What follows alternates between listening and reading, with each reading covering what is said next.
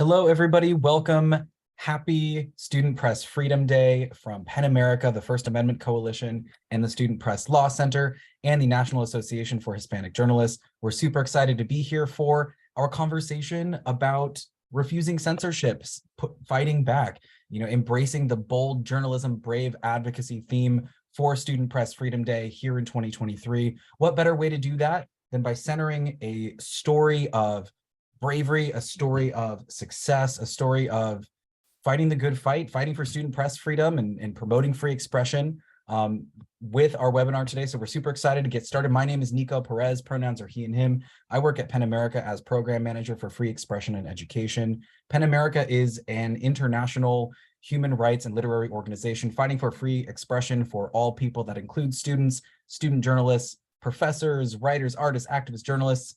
And so we're super excited to be providing a space and working with our partners at the various other organizations to center this story. And so a little bit about Student Press Freedom Day, what we're here to discuss. So on Student Press Freedom Day is when we have student journalists and their allies convening across the country to raise awareness of these challenges that they face, be it censorship or otherwise, celebrate their contributions, take action to protect and restore their First Amendment freedoms. And this year, for this theme, we are talking about bold journalism and brave advocacy. PEN America, as I mentioned, human rights literary organization. We've been largely concerned about educational censorship in both higher ed and K through 12, leading campaigns against book bans and legislative restrictions on the freedom to learn and teach that have swept the country since January 2021. Our partnership with the Student Press Law Center has allowed our organizations to stay vigilant together for impacts of educational censorship that target student journalists or impact student press as collateral damage. We're excited once again to be partnering with the SPLC on Student Press Freedom Day and to be engaging with the First Amendment Coalition and National Association of Hispanic Journalists for today's webinar. As a shining model of what it truly means to embrace Student Press Freedom Day's theme, our conversation today about refusing censorship centers the incredible story of one high school paper's fight for student press freedom here in Southern California. We have the privilege to hear from award-winning journalism advisor Adriana Chavira and her students Delilah, Gabrielle, and Natalie from the Pearl Post at the Daniel Pearl Magnet High School in Los Angeles. Adriana and the students' story of overcoming censorship and disciplinary retaliation after publishing an article in the school's COVID-19 vaccine mandates effects on teachers, we hope will provide other student journalists with key ideas and insight when facing similar challenges. I'm going to hand it back to Ginny, who's going to lead us in and introduce our guests and lead us into the conversation. Thank you, Nico. Thank you for partnering with the First Amendment Coalition, NAHJ, and SPLC for this conversation today. I'm Ginny Leroux. I direct advocacy and education programs for the First Amendment Coalition, a nonprofit headquartered in California, working across the state and beyond to advance free speech, free press, and the public's right to know. So why are we celebrating Student Press Freedom Day? Well, it takes courage to pursue hard truths, to doggedly investigate important stories, to resist censorship, and to withstand pressures to self-censor. So we also know it takes bravery to advocate for policies, practices, and even laws that will protect student press freedom for future students. And student journalists do this difficult work every day. It's real journalism, it matters, and their campuses and communities are stronger for it.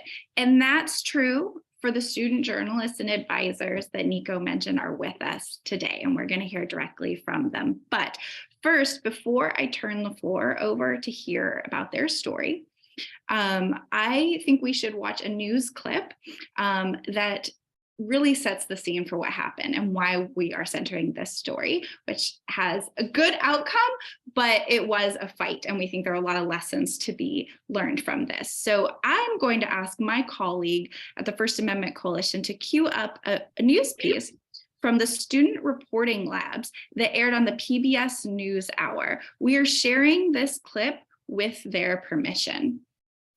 Student reporters in Los Angeles recently found themselves in a difficult position, at odds with the administration at their magnet school, which specializes in journalism.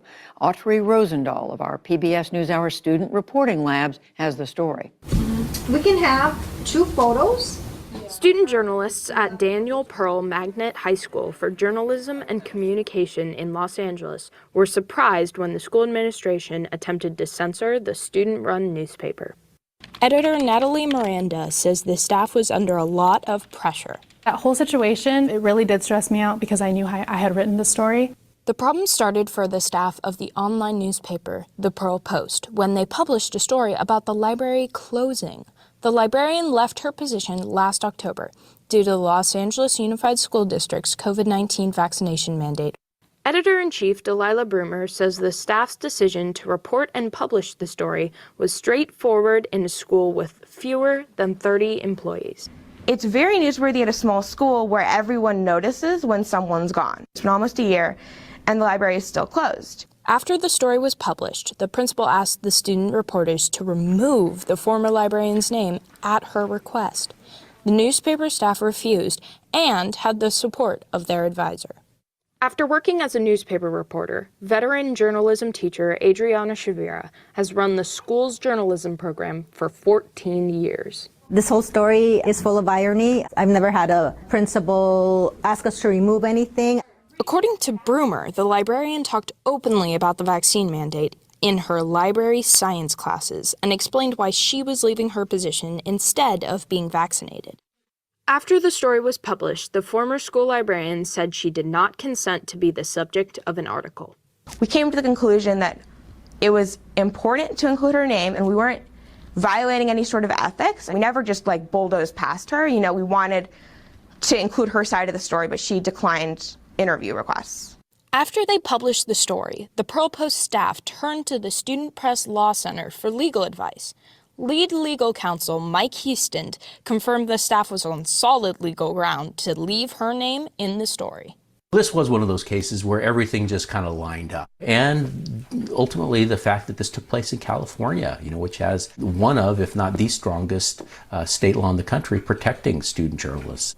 School administrators then notified the journalism teacher, Adriana Chavira, that she would be suspended if the students did not comply with the request to remove the former librarian's name from the story. Okay, I think that does a pretty good job of explaining why we're here today and how relatable is that to you. Those who just joined us, I see names I recognize, NHJ volunteers, student journalists, their allies. Thank you for joining us. If you're just coming in, you've come in time for the good stuff. So that story, we end there with a little bit of a cliffhanger, a threat of suspension for a beloved and award-winning teacher. So we are going to hear from Adriana about what she went through. But first, I want to introduce Natalie Miranda, the student journalist who wrote the story that was at the center of this censorship and retaliation threat. So Natalie, give us an introduction of who you are, what your role was for this story, and what you experienced after this story published. And actually remind us, what was the headline of the story also? Thank you. Hi, my name is Natalie.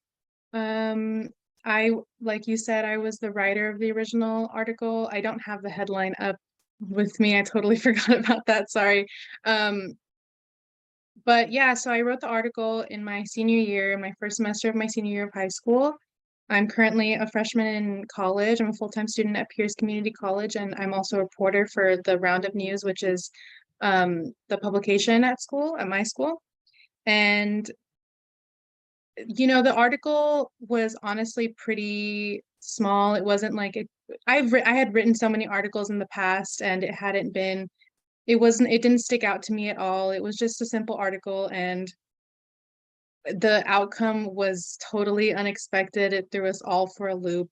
None of us were expecting it. Yeah. How did you first hear that there was something wrong?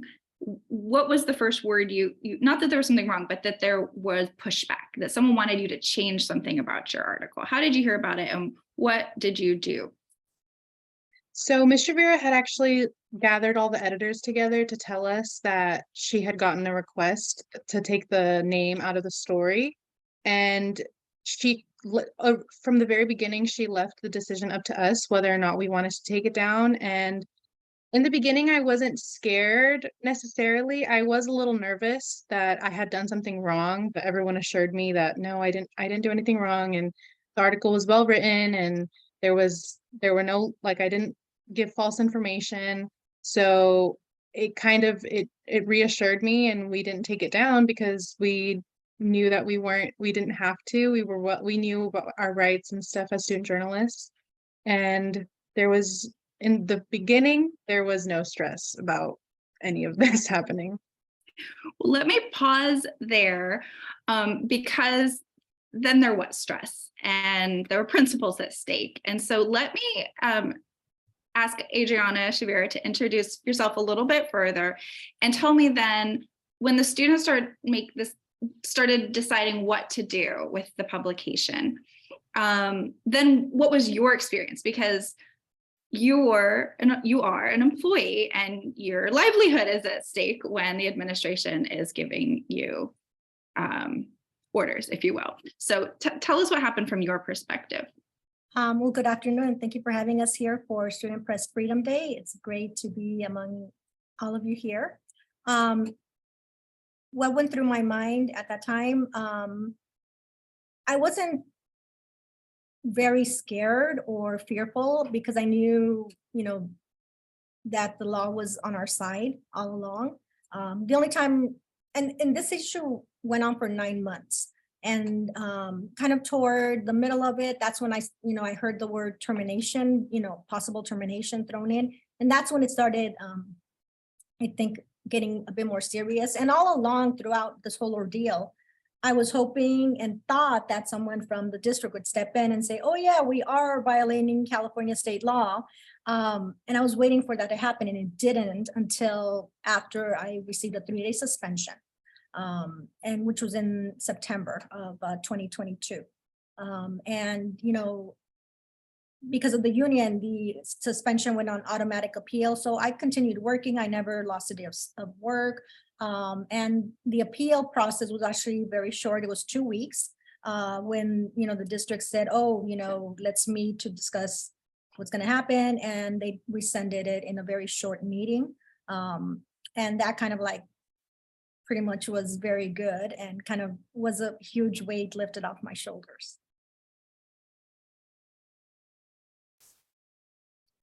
Okay. It didn't all end there. There was organizing. This became a national story, and it became something that the community rallied around. Talk us through that. I was very lucky that as soon as I was given a 3-day suspension, the local media picked it up and it started making waves. When it ended up being national news, NPR picked it up. And then you just saw the Student Reporting Labs, which aired on. So that's the Student Reporting Labs. That's actually a student-produced story. So high school students are the ones who worked on it. Some in our broadcasting program here, which I don't teach, another teacher does. They were involved in that as well. They covered it as well. A lot of national journalism organizations, SPJ, NAHJ, National Association of Hispanic Journalists, which I'm a board member of, picked it up. I mean, it got a lot of support, including the father of Daniel Pearl, which is the name of our school, where, the father who, knows me, he knows our students. He also wrote a letter saying, rescind the suspension. This is not good. She teaches award-winning students. And so that definitely got a lot of support. And I think that was probably one of the reasons why the district, came to its senses and said, okay, we're violating law. They never actually said that they were, but California has a very strong law which protects student journalists, including advisors such as myself, it protects them against retaliation for something that their students wrote, which was exactly what the district was doing here. Adriana, you said something in the PBS NewsHour clip. You said this had irony and all kinds of irony about it, and you alluded to this, the name of the magnet school. Give us a little more for those who don't remember Daniel Pearl and all of that. Thank you. So Daniel Pearl was a Wall Street journalist. He actually grew up here in Los Angeles. Our school is named after him, and he was killed soon after 9/11. He was he was based in Pakistan. He was killed while reporting. And, our school is named after him. The whole center or purpose of our school is to teach students journalism and communications. Most of the students at our school take an introduction to journalism in the 9th grade. So, they all, go through my classroom, they learn, First Amendment, press rights, how to write, how to do interviews, how to do photography. So pretty much all the students in our small school are well versed in that. So, for censorship to take place here is just, I've never faced it. I've been here 14 years since school started, or not since the school. Well, technically since the school, became its own school. And I've never, faced that before, pretty much always, I am a journalist, a former journalist. I did, just like my students, I spent 2 years on my high school newspaper. I majored in journalism in college. I spent 10 years as a newspaper here in California. So I have all that background. Obviously the First Amendment is very ingrained in me. And like I said earlier too, California has one of the strongest laws in the state for student press freedoms. It goes way back to the mid-70s. And, about 20 years ago, 15, 20 years ago, there was a provision added to it, to protect advisors.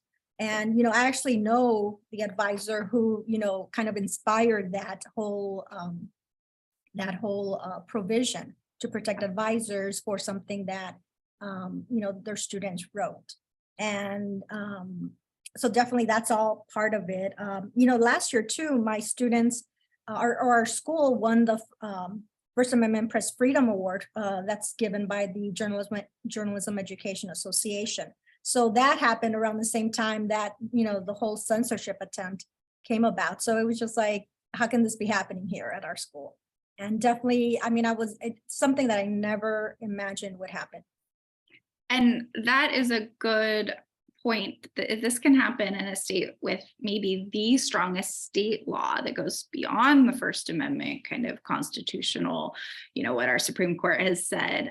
It can happen anywhere, and we know that's true. So we're going to talk to some of your students, more to say. We're going to talk to some of your students about what it was like then covering the news of the suspension and the threat, and then editorializing on it.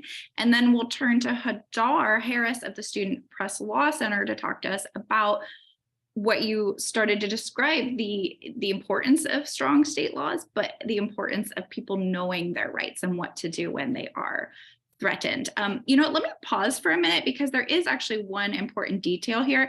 Our guest Ed Burke asked, what was the administration's stated concern behind the request to remove the librarian's name? Because maybe if you haven't practiced journalism and you've been covered in the news, you think, well, that seems like a reasonable request. They just don't want their name in the paper.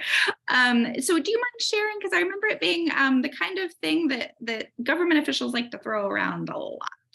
So could you elaborate on that, Adriana?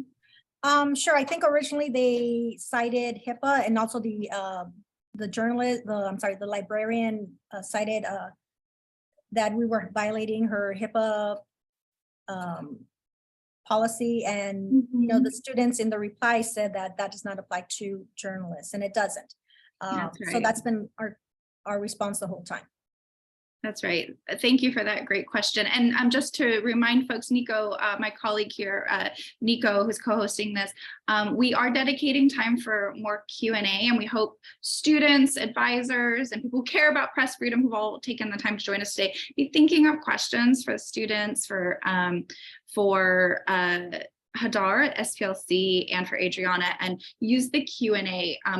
But pop up with these clarifying questions as we go. We really appreciate that. Okay, so let me turn the floor over to Delilah Broomer and Gabby Lashley. Please introduce yourselves and tell us what your role was covering this story. Go ahead. Hi, my name is Gabrielle Lashley. Currently, I'm a senior and the current art director of the Pro Post. But when this whole fight started, I was acting as the managing and special reports editor. And hi, I'm Delilah Broomer. I'm also a senior, and I'm the print editor-in-chief of the Pro Post. Hello, it's nice to see you both again. And tell us, what was your main role, Delilah, when this threat of retaliation and censorship was taking place? Sure. So my main role was kind of the editorial side. Gabby did the news side, and she'll talk about that in a minute. But what I did was I kind of led our editorial board in our response to the censorship, because we knew this was attack on our advisor. We knew this was attack on us, and we wanted to, amplify our concerns about the censorship that was going on. We wrote an editorial, which we published. It was widely shared. It was really tough because everyone had their own opinions about what they wanted to put in. We've never, I think, argued about an article more than this editorial. I mean, every word we were like, no, it has to be this, it has to be this, it has to be this. And we were all able to come together and stand up for ourselves. And the editorial the headline was, "They don't respect us as student journalists," because that's we are student journalists. We are journalists. And the editorial really outlined not just what had happened, but how it affected us, how it affected our advisor, and why it was wrong. So that was my side of things. Well, just let me ask you to give us a little more detail. There are some guests here today who have not worked on a newspaper staff to know that divide between editorial and news. And what you're talking about is an editorial. This speaks for the whole leadership team. These are the unbylined, taking a position. So you have to have unity for everyone to be willing to come out. And here you are taking a position against your administration, the people who are, charged with great, your advancement academically.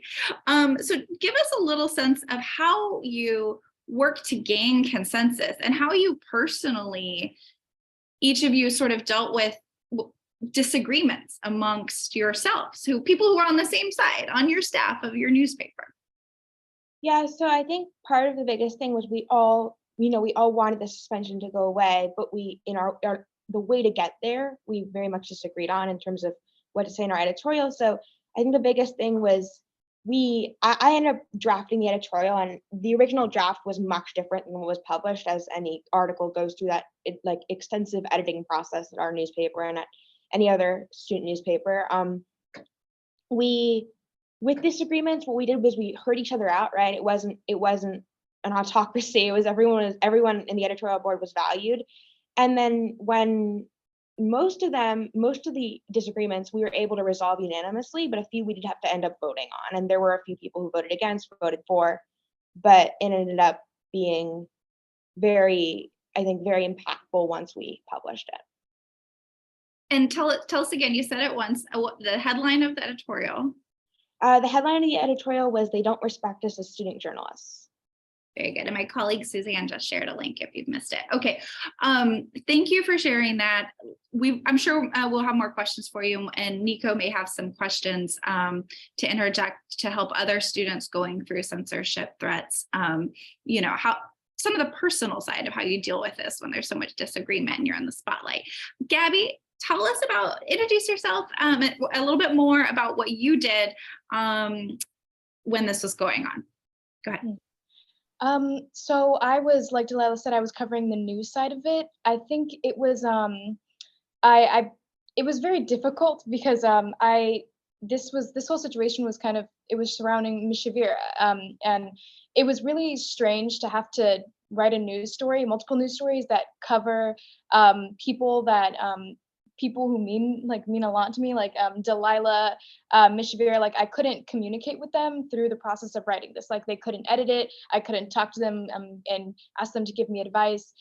So it was very scary, but it was also really weird because I'm the writer. I'm a writer here. Like I used to be a writer and I moved up as an editor. So I've written news stories a lot. So I know the basic process, but this was just so different because it had much higher stakes.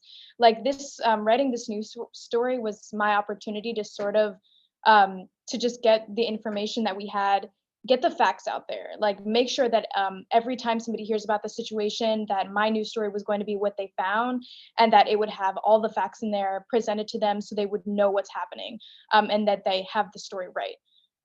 So definitely this was writing those news stories were my opportunity to sort of also take the spotlight a little bit away from Ms. Chavira, and also sort of push the idea that it was us on staff fighting against the suspension.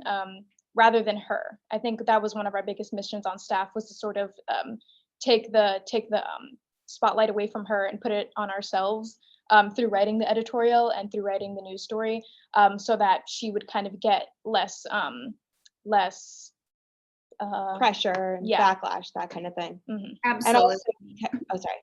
No, Also, please. just because we have those protections as students, she's an Yeah. employee, even though she also has those protections under California Ed Code 48907. We knew that, and the Student Press Law Center helped us a lot with this. We knew that we were the ones who needed to kind of step up, and that's what we did.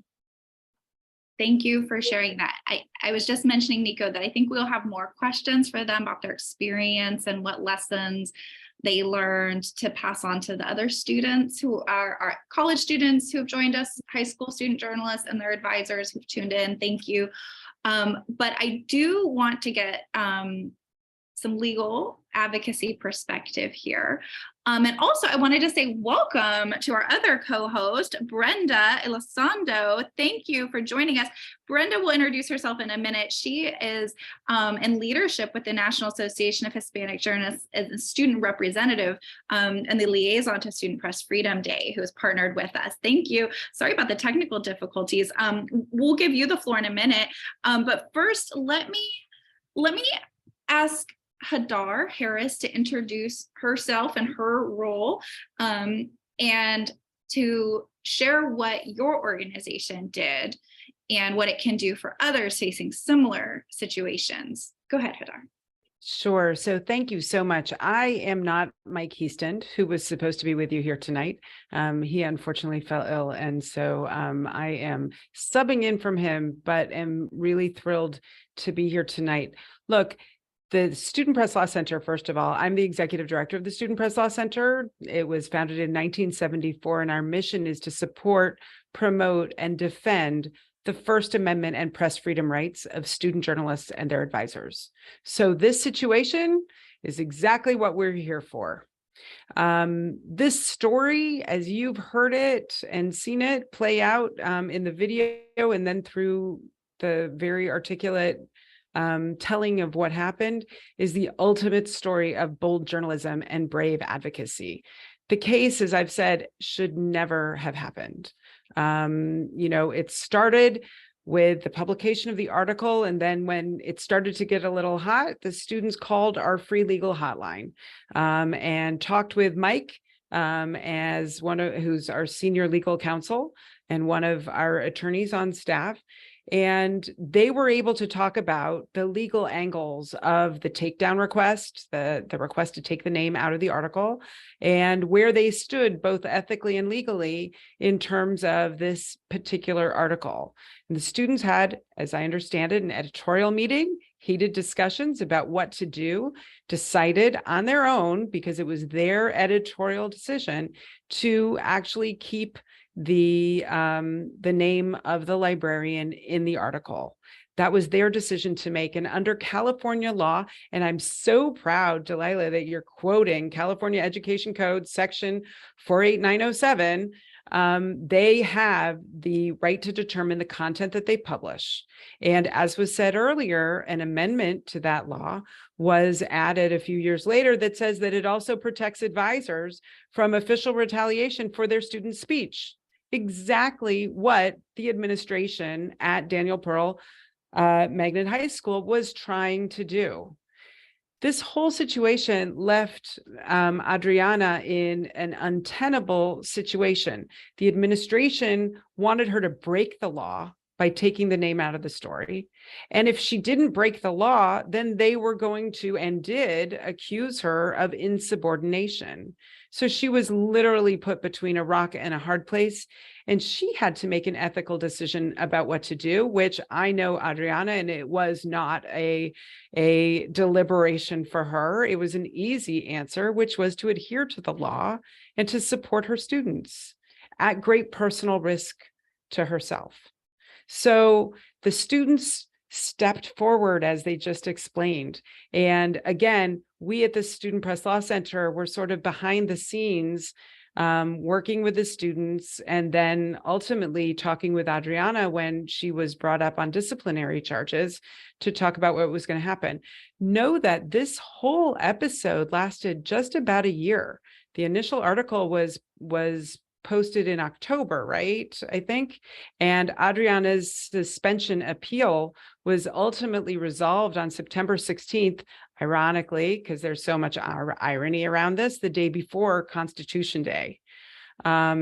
So it's important to note that the law is strong and it protects both students and advisors in California, but that because not everybody knows about the law, including administrators who should know better, especially at the Daniel Pearl Magnet High School, that it is really important for both students and advisors to understand their rights and administrators and school officials to understand their obligations.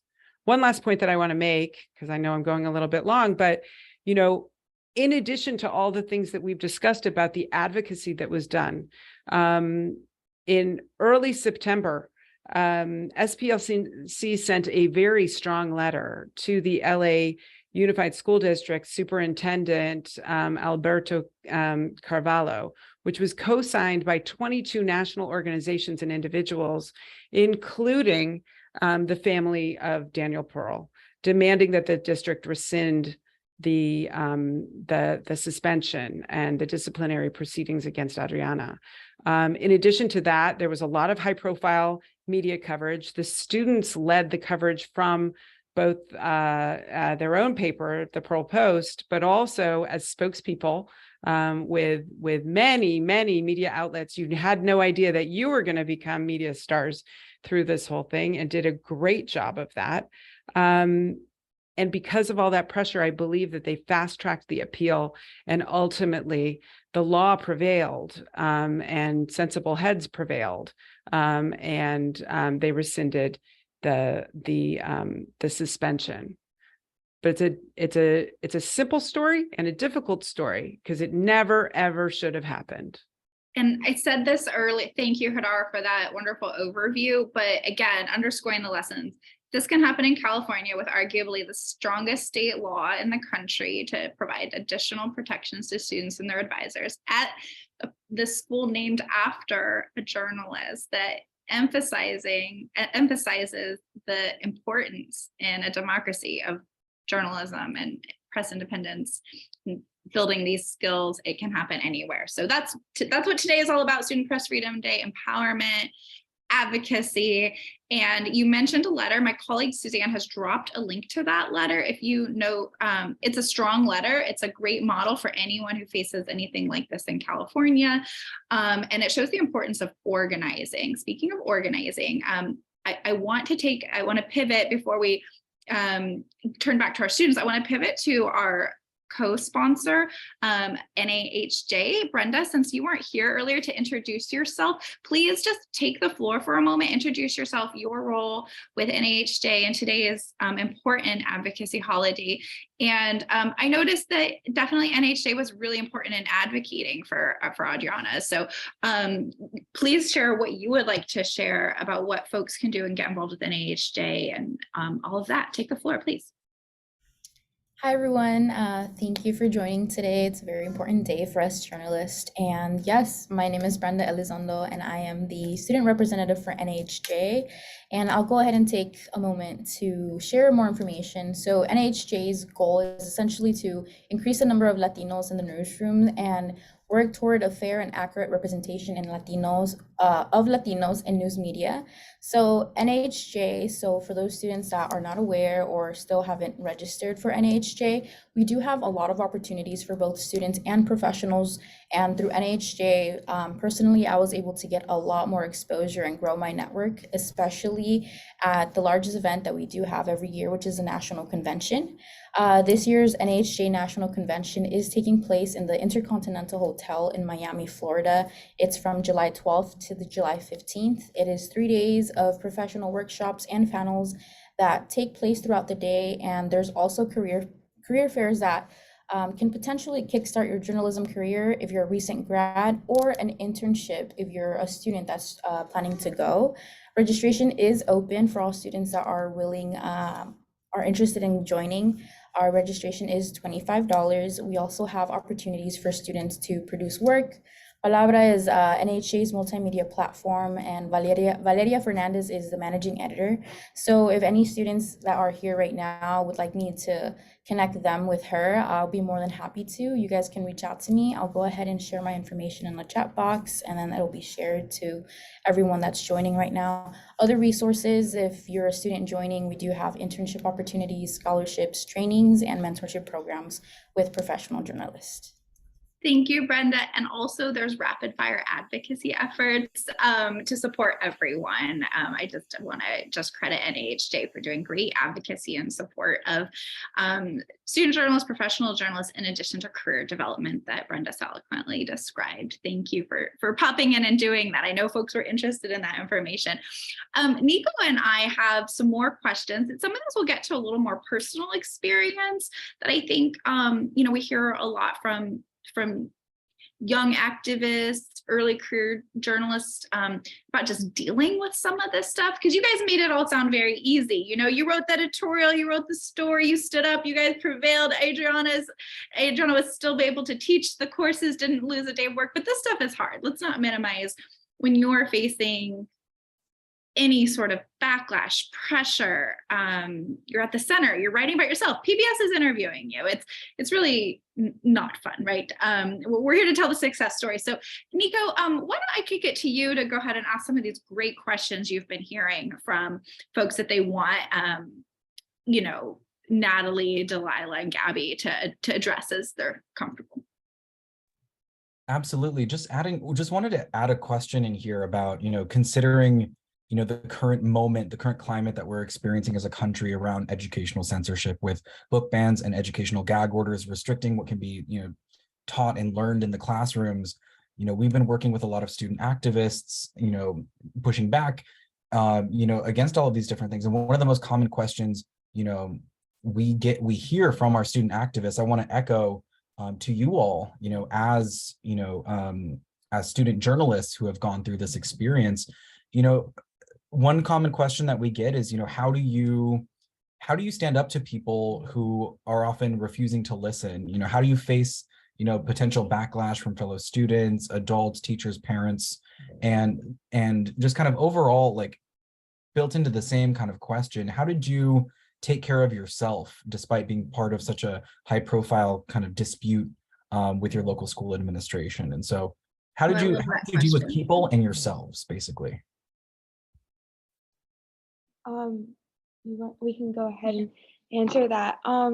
So at least for me, I have never really thought of myself as like an activist or I've been a student journalist. I get scared of fighting people on things, but I really was kind of thrust into this because I knew what I had to do. We knew what we had to do to support student press freedom, to support ourselves, to support Ms. Chavira. And so I kind of just kept working, right? So that was the biggest thing, to fight against people who were doubting us or who were attacking us, was just to keep doing my job, to keep reporting, and to not let people get to me, for me, I know Ms. Chavira was like, you should get off Twitter. She knew that there were going to be people on Twitter being really nasty, and there were. So I just was trying not to deal with any of that and just focusing on myself. It was really a stressful time, but it worked out really great. And it was exhausting, but I'm glad we were able to, fight it off successfully. I'm sorry, could you ask that question one more time? Yeah, how did you deal with any potential backlash and disagreements with people, and how did you take care of yourself during that process? I feel like there was a lot less pressure put on me compared to Delilah, because I think you were on the editorial team. I think Delilah was definitely more head on with this. I was on the news side of it, so I feel like I wasn't really I feel like the spotlight wasn't really particularly on me. It was more so other people on staff, a part of the editorial board. But I feel like when it came to dealing with backlash, I think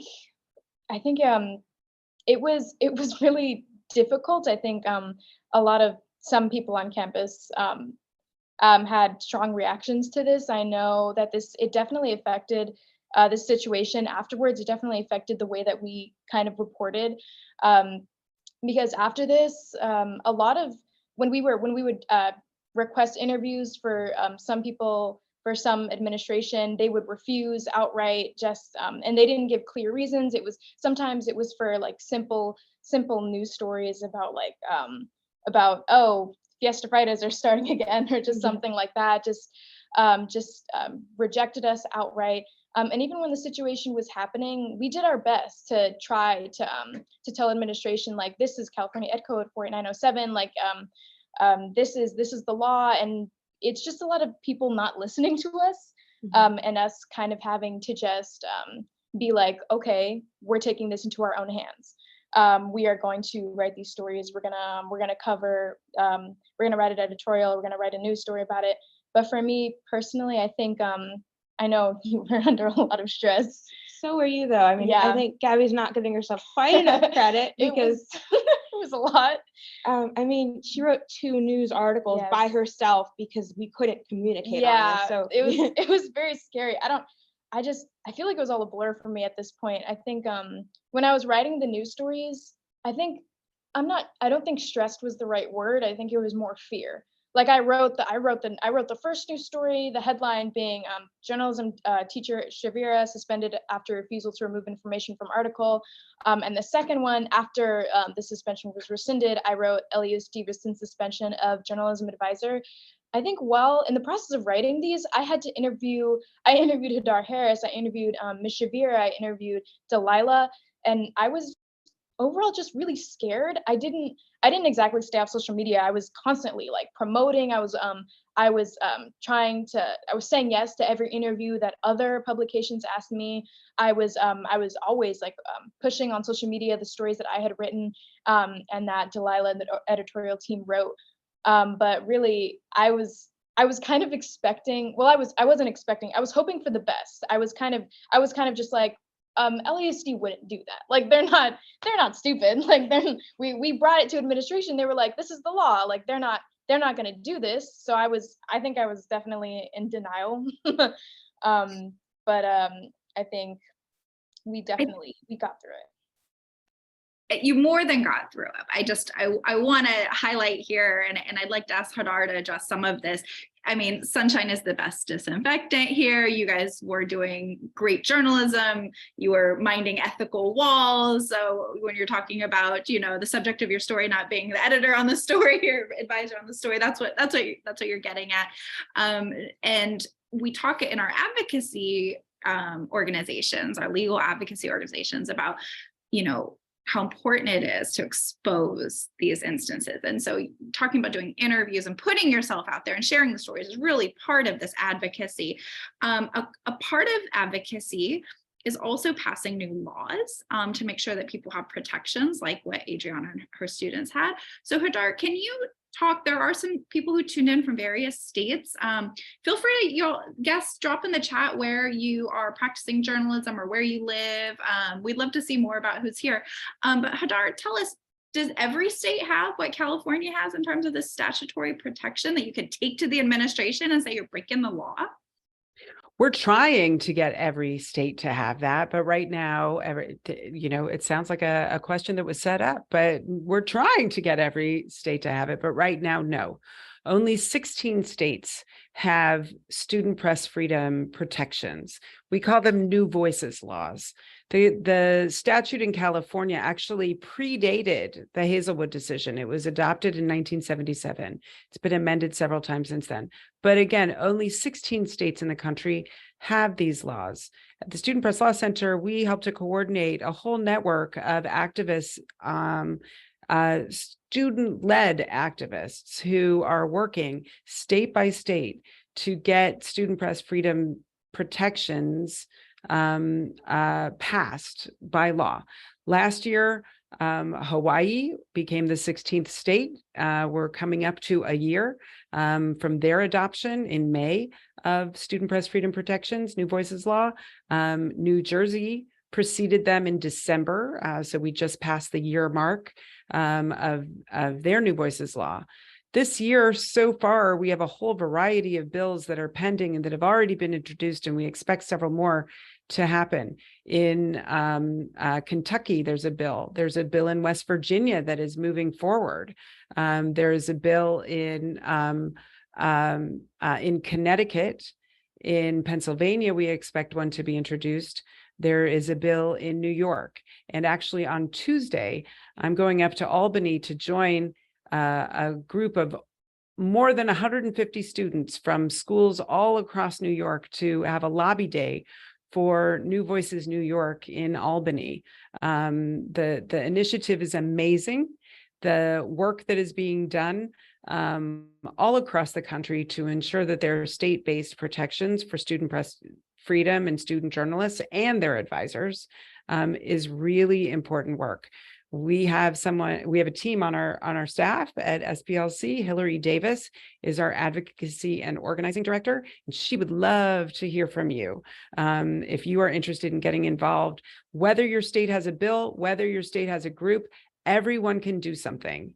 And even if you have a law, as we've said, there's a lot to do to ensure that school district policies are in compliance with the law, because oftentimes they're not, even when there is a law in place. We know that in Washington State, which celebrates its 5th anniversary of having a really good New Voices law, we know that many parts of the state don't have policies in place at the district level that comply with that law. So there's a lot of work to continue to be done. We cannot be complacent. I think that is an important lesson. No matter where you are, there's probably something you can do to help advance these important policy goals.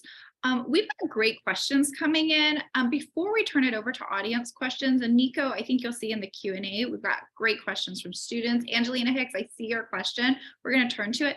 But you know what? I just realized Natalie Miranda, who wrote the first story, this news story about the librarian. We didn't get a chance to hear from you, and you've now moved on to college, but are still doing journalism. So I would, we have some college students here. So could you just speak to a little bit about how you dealt with all of this? And also, if you don't mind, how it's affected your interest in being in the profession and continuing doing student journalism? Good. Yeah, okay. So I think something Nico asked was how we were able to not move past it, even though we were getting a bunch of criticism for a lot of people. And I think, at least for me, I've always been really lucky, I guess, to have the ability to not really care about what other people say about me. But I think the year I spent on staff before this all happened was an incredible confidence booster for me. So it just kind of, that ability just got stronger. So when everything was going on, yes, I was getting a lot of criticism from even people in my own family, and it was scary and it was stressful, but I was able, I was firm in my beliefs that we didn't do anything wrong. And it took a while for me to get to that point of confidence, that we actually didn't do anything wrong. And to get there, though, I heavily relied on the other editors, and they were, Delilah herself was incredibly reassuring to me all the time. And Valeria, who was the print editor-in-chief during that time, was super encouraging. And just relying on my editors was a huge thing. And that's another thing that I wanted to say about all of the student journalists that are possibly watching right now, is that, our editor, all of the editors in the Pearl Post that year, it was it was a variety of people, and we probably all wouldn't have gotten along outside of the newsroom. But I think it's really important that when you step into the newsroom, you can, work together for the common goal. And that's really that was a huge part of this whole thing, is just relying on each other, because we were all in it together. We were all going through a little bit of the stress. But as for how it affected my desire to want to be a journalist, I feel like in my senior year, I was still debating about whether or not this is actually what I wanted to do for my career in the future. And then after everything happened, after the happy ending we got, it changed something, and I was just much more assured in my desire to want to be a journalist. It really reaffirmed my beliefs that I wanted to be able to speak my voice, and I wanted to be a voice for other people too. And that was another thing that we mentioned earlier, is that if they could do it at a school in California, a journalism school, then they could feel like if we let them get away with it, then they would feel like they would be able to do it anywhere else. And that is kind of was the main thing that pushed me through it.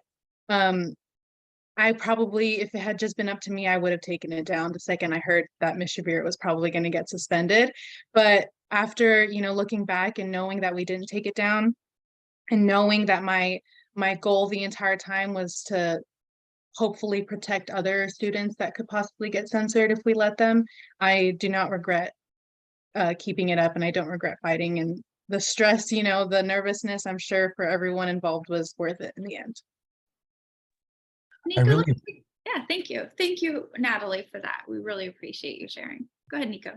Yeah, also just really, really appreciate, you all sharing this. I know a lot of our students, I've heard from student, activists or students who've kind of, stood up for, different instances of censorship in their schools and communities. They've often communicated that they, doubt themselves, that they have sometimes felt lonely in the process or face, conflict, be it, with family, other students, adults, and stuff like this. And so I think really hearing from you all, how important that sense of community was in that process, and that reliance on each other, adult allies, other student allies, powering through, staying focused on the work and the messages, limiting social media when you need to, taking care of yourself as much as you can during those challenging processes. I think that there's a lot that you all shared that a lot of other activists, be it, student press censorship or, book bans or et cetera, I think there's a lot of lessons that people can draw from how you managed the situation.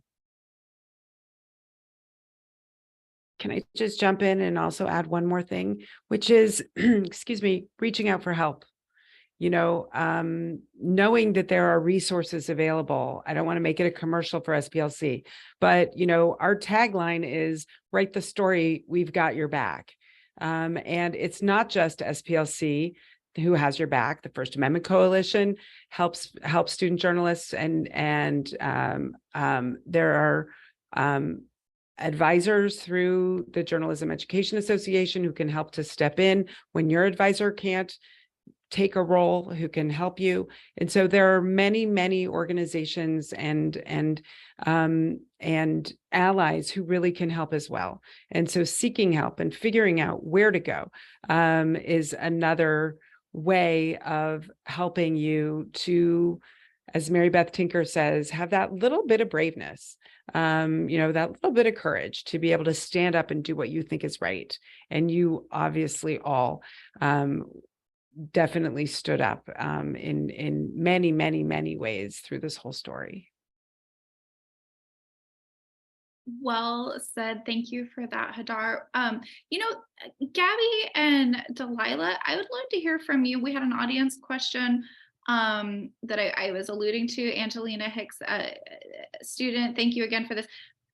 We'd like to hear from you. How does this experience affect your perspective as you continue your career in journalism? Okay, so for me, I want to become a professional journalist. I'm going to be a journalism major this fall in college, and I think it has made me more aware of my rights as a student journalist. And I mean, I've learned about student press freedom for a long time. Ms. Shavira definitely teaches a lot about it since freshman year, but actually experiencing censorship and actually then fighting back and learning about these laws and learning about the protections has been really kind of eye-opening.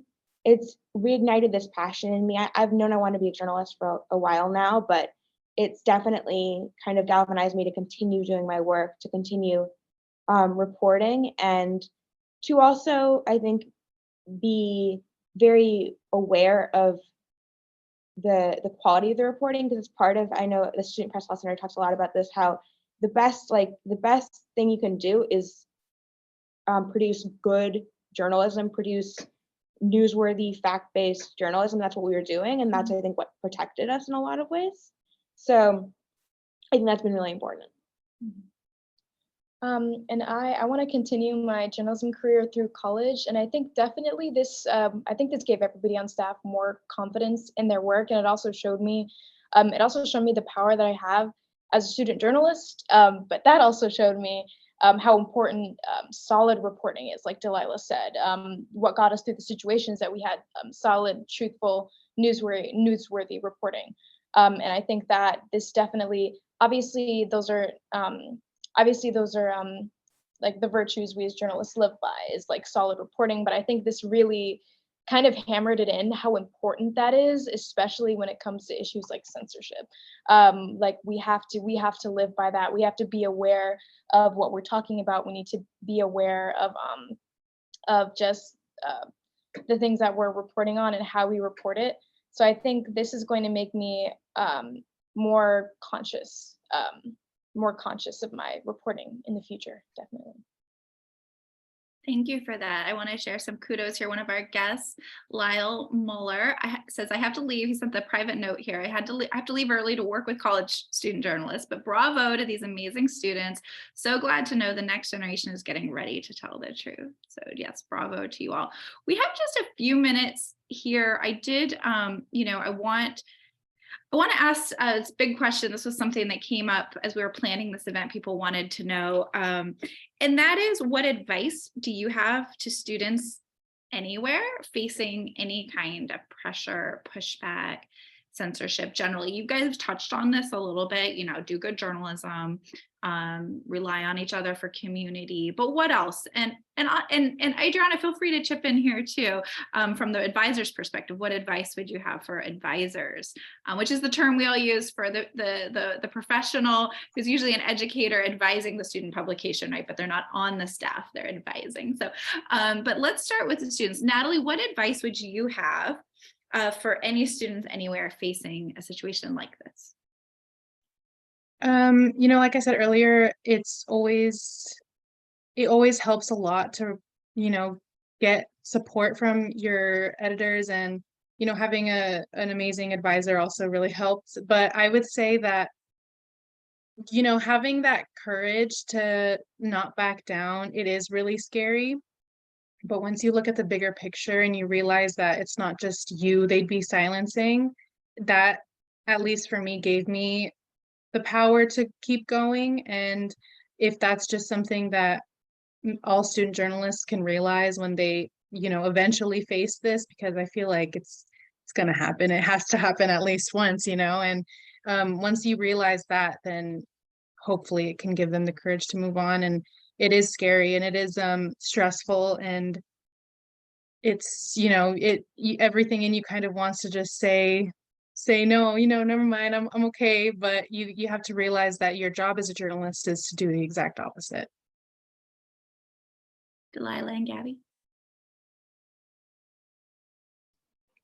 I think that definitely it's hard to say don't be scared, like you can do this. I think there was a lot of fear involved with all the editors, but I think definitely, like Natalie said, you have to look at the bigger picture, and it's not just affecting you, it's affecting your staff, it's affecting people, it's affecting your administration, because it's telling them that it's okay for them to censor you like this, and it's telling other districts like across the country, like, oh, if they got away with it, we can too. So I think it's good. I think really situations like this present people with an opportunity to fight back and show that that you can stand up for your rights as a student journalist. And I think the first thing to do is, like, when you're faced with a situation that might be, obviously ours wasn't really considered controversial at the time, but if you are faced with some or if you are reporting on something that might be considered controversial, just always, like every other story, you need to take care of your reporting to make sure that it's like foolproof and that it's solid. And once you have that, you have the base of what you need to protect yourself against any kind of censorship. And Delilah, go ahead. Don't mind me. I'm going to pull up some slides to share some resources, but please give us your thoughts too. I think Ms. Chavira was going to go. Okay. Oh, wait, you weren't? Oh, sorry. I don't really, I mean, Gabby basically and Natalie covered most of it, but one other thing is just early on in the process, we reached out to the Student Press Law Center, and I think that's important. reaching out to the Student Press Law Center, other organizations, and each other on staff early on, communicating early on, because if you suddenly get faced with censorship and you're like, oh my gosh, what happened? That's a lot harder than being prepared, being communicative, being united. And I think that's important. Beautiful, and we've got that link for you here. You can Google it, but this is such an important resource. And thank you to the Student Press Law Center for always being there for us. I'm pretty sure the first public records request I ever did, I used the old school, I mean, like early internet era records request generator. So they have a lot of resources there. And I should also, Hadar, was there anything else you wanted to say about those resources that like Delilah mentioned, or is that? The records request letter generator is still there. There's also a toolkit that's there to investigate your school district's student media policy to see if it complies with New Voices standards. We just rolled out a new resource about the use of chosen names and pronouns, which is a bigger and bigger issue that we're seeing and hearing across the country. And yesterday, quietly, I'm going to give you advance notice that there is a new toolkit for sports journalists who may be facing some questions. It's really a beautiful set of resources developed by Kate Sharon, who is one of our Student Press Freedom Day co-chairs, and it is up on the website as well. So there is so much there, but the core resource of all of it is the legal helpline. And as everyone has said, call early. Call when you have no question, and every question is a good question. There is no such thing as a bad question. And if you feel like something's not quite right, call the legal helpline, because we can walk you through it, we can talk you through it, and it's better to reach out early. So thanks. And the First Amendment Coalition, a nonprofit headquartered in California, nonpartisan nonprofit organization. We're working to advance press freedom, free speech, and a more open and accountable government. We are here for you. Please bookmark, please connect with us. And Nico, tell us about this. What's coming up? Yeah, absolutely. I'm super excited to let everybody know about our Next Gen PEN America campaign. So if for student journalists, writers, artists, activists, if you're looking to take your advocacy skills to the next level, PEN America offers free programs. We have online institutes, 4 in-person institutes happening in Miami, LA, New York, DC. For those in LA and Southern California, our program is June 26th through 30th. These programs are free to attend. Apply soon because spaces might fill up. You can go to pen.org/nextgen to learn more about our programs and other opportunities coming up for student journalists and their allies. And Brenda, you already did such a great plug here, but we want to make sure everyone saw nahday.org. Anyone can become a member. I'm a member. Student membership, very affordable. Brenda, is there anything immediately on the horizon you wanted to make sure folks knew about? We did, I'm pretty sure there's some students in here that have already registered. We did have a registration open for the USC Student Summit. If you have any questions about that, it is coming up this Saturday. It's from 8 a.m. to 5 p.m. And if you have any questions, I did leave my email here on the chat, and I'll go ahead and directly give you more information on that. I know that we were sharing these past few months more information about it and our deadline. So for those of you that did register and have any other additional questions, you can feel free to reach out to me. Perfect. And I want to share some more. We're over time, but I want to share this one comment. And Hadar, I know you have something else to share, but comment here, Gabriella, kudos to Delilah and Gabby in Texas. She's in Texas, Gabriella is. I learned a lot in this webinar to advocate for my school's weak journalism program. So I hope you wanted me to share that publicly. Hadar, what else do you have for us? And there's a really well-organized New Voices campaign in Texas.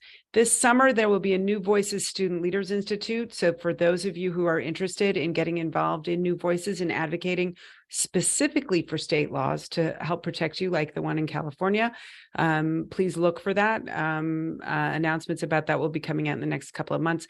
And the last thing is a collaboration that we're doing with PEN America, the Global Press Freedom Institute, again, a free online institute that will take place Tuesday nights, right, Nico? Through the course of the month of April, every Tuesday night for a little less than 2 hours, with speakers coming from all over the world. It's a great lead into World Press Freedom Day, which is on May 3rd. We go from student press freedom to world press freedom. We talk about press freedom in all of its different ways, and there are lots of ways for you to get involved. Thank you. Thank you, Hadar. Thank you, Adriana, Delilah, Gabby, Natalie, and to my co-hosts, Brenda and Nico, and to all of you for tuning in today. And just a big shout out to everyone who did something today to stand up for student press freedom. It is important. It is core to our democracy. It is our shared values that in this country, we train our students and they learn skills and they deliver information that their communities want, and we have their back so they can do that. So thank you, everyone, but especially to our special guests, the Pearl Post current editors and alum. And we will see you online. We'll circulate some information via email, and we hope to see you at those upcoming wonderful programs that everyone just shared. Thank you, everyone. Have a good evening. Thank you. Thank you, everybody. Take care. Thank you. Thank you for having